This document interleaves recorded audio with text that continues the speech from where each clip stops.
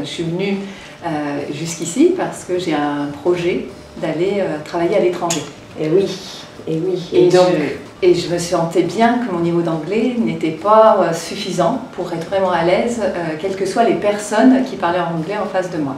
Après une rencontre avec la directrice de votre société sur un salon, j'ai d'abord vu la présentation qui avait été faite, et ce qui m'a marqué le plus, c'était la partie bébé, où au fur et à mesure de l'évolution de l'âge, on perdait, on sentait la différence entre les bébés qui n'entendaient qu'une langue et d'autres qui en entendaient plusieurs, des enfants. Voilà. Tout à fait. Et ça m'avait marqué. Et ensuite, j'étais allée voir Madame Millot sur le stand et on avait beaucoup partagé. Et ce qui m'a vraiment attirée, c'est la méthode Tomatis. Le fait qu'elle ait pu m'expliquer qu'on pouvait réactiver ce qui était au niveau de l'oreille pour remonter au niveau des fréquences de l'anglais. Voilà, alors je suis scientifique et j'aime bien les explications scientifiques, et ça m'a vraiment aidée pour pouvoir aller jusqu'au bout. Et vraiment le fait d'avoir saisi, d'avoir vu cette opportunité en me disant « Ah, mais en fait tous les cours que j'ai pris jusqu'à présent faisaient que je bloquais », et là j'avais une explication rationnelle et opérationnelle sur le fait qu'on pouvait quand même aller être mieux en anglais à cause de ce problème d'oreille et non pas un problème d'études. C'était quoi l'anglais pour vous avant?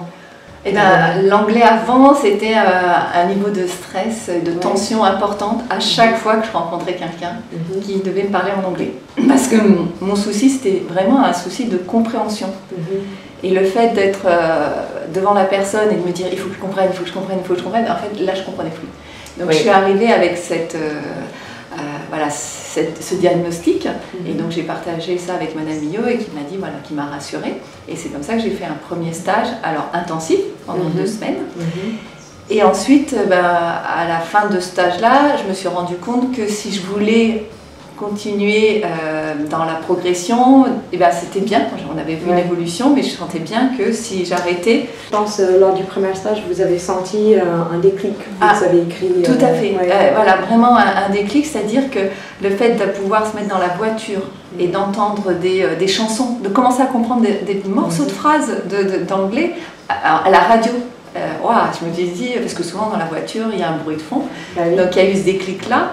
Et donc ça, c'était le premier déclic à la fin du premier stage. Et dans le deuxième stage, le déclic, ça a été vraiment cette envie de parler en anglais et d'aller jusqu'à ouvrir un livre, et un livre de poche que j'ai lu de A à Z avec le plaisir, et comme si c'était un livre en français. J'étais accrochée au livre et j'avais envie de continuer. C'est génial. Donc ce qui avait cette tension est devenu un plaisir et une joie.